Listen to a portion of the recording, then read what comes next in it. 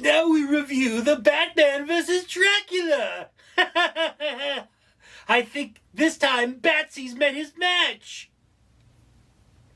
Alright, ladies and gentlemen.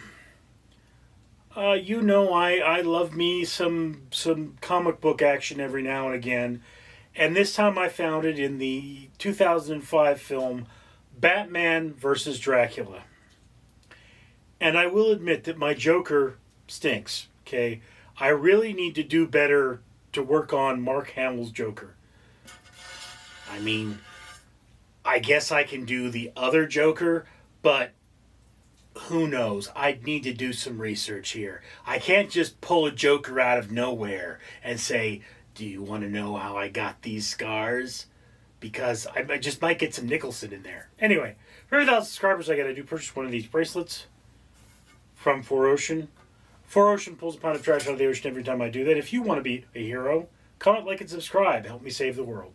Anyway, so what we have in Batman v Joker, or v Dracula, is that for some unexplainable reason,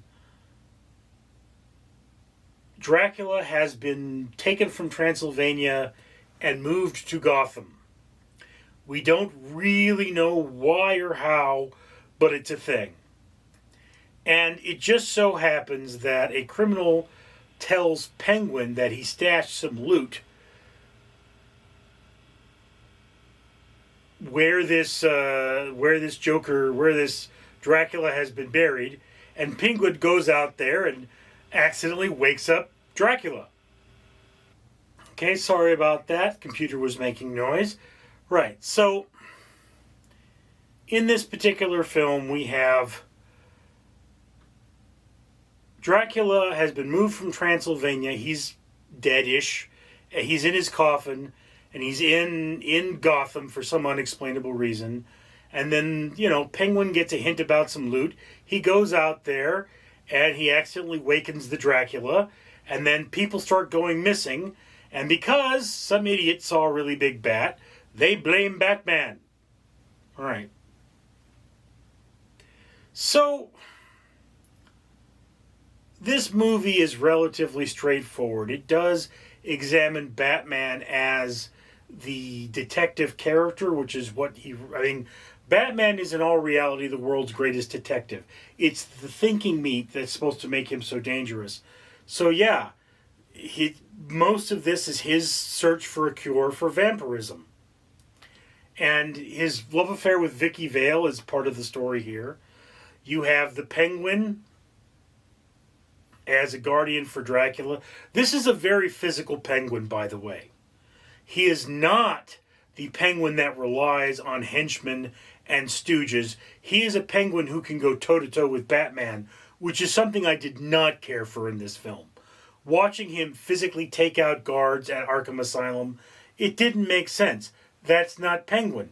He is a cobblepot, and his thing primarily is supposed to be that he hires the right goons and has the right plans.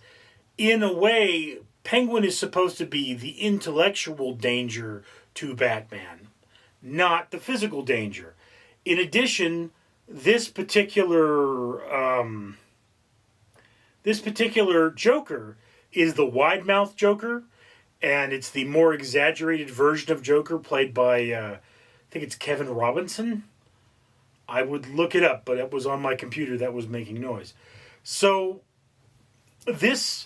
one of the things about this Joker is he's played by a black dude, or voiced by a black dude, which is cool. I mean, the Shredder from Ninja Turtles, the original television series that I love so much, was actually also voiced by a black dude, and that was awesome. So I can dig it. It's just the physicality of this Joker is something I don't care for. I mean, again, like Penguin, Joker is dangerous because he's unpredictable. He's often depicted as having goons, and one of the versions of Joker, we don't know if it's this version, was a chemical engineer, so he mixes dangerous stuff. But this version of Joker, he has his own gadgets. He could pretty much swallow Batman's whole head because he's got that giant gaping mouth. And he is, again, very physical. He is the kind of person that fights with Batman toe-to-toe, as opposed to uses his mind or goons.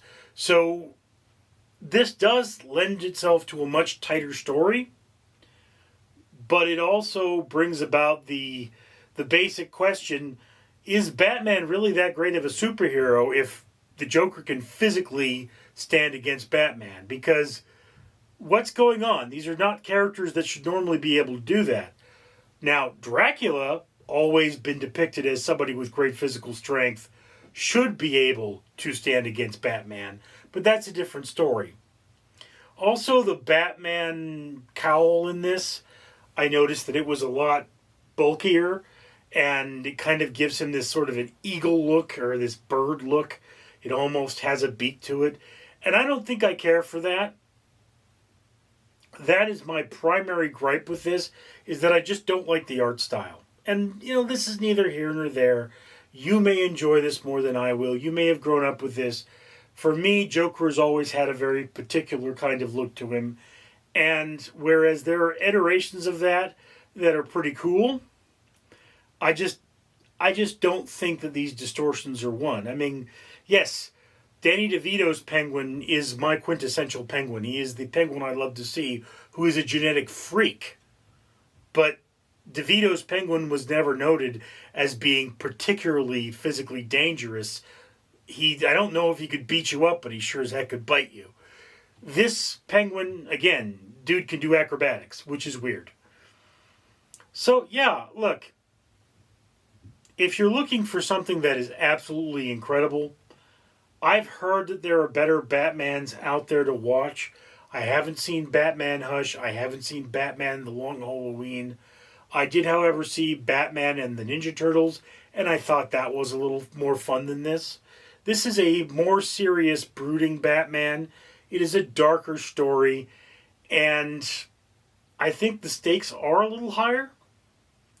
I mean, it's not as brutal as the Doom that came to Gotham. That is brutal. I mean, that is like, okay, no one is safe. But this,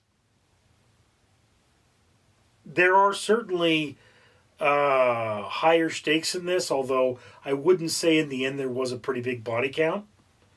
If you're looking for something a little more on the kid-friendly style,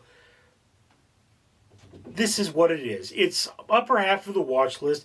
It's not bad. It's Batman. It's enjoyable. It's also not great. I mean, there are a lot of other better Batman animated cartoons out there. But that's just my opinion, and I'd love to hear yours down in the comments below. I, of course, am Richard. Ladies and gentlemen, I am Barry, the official strawberry poison dart frog of Random Street Theater. And I am here to remind you, of course, that for every 1,000 subscribers Random Street Theater gets, they buy one of these bracelets I'm wearing as a necklace. These bracelets are from the company 4Ocean, and for every one of them that's purchased, a pound of trash is removed from the ocean. Why should you care? Because the world is full of trash, and you shouldn't be part of that. We should all take responsibility, do our part for the environment, and make my home much cleaner. In addition, Random Street Theater has paid for more than 100 trees to be planted. Comment, like, and subscribe. Support a better world for you and a better world for me. I'm Barry.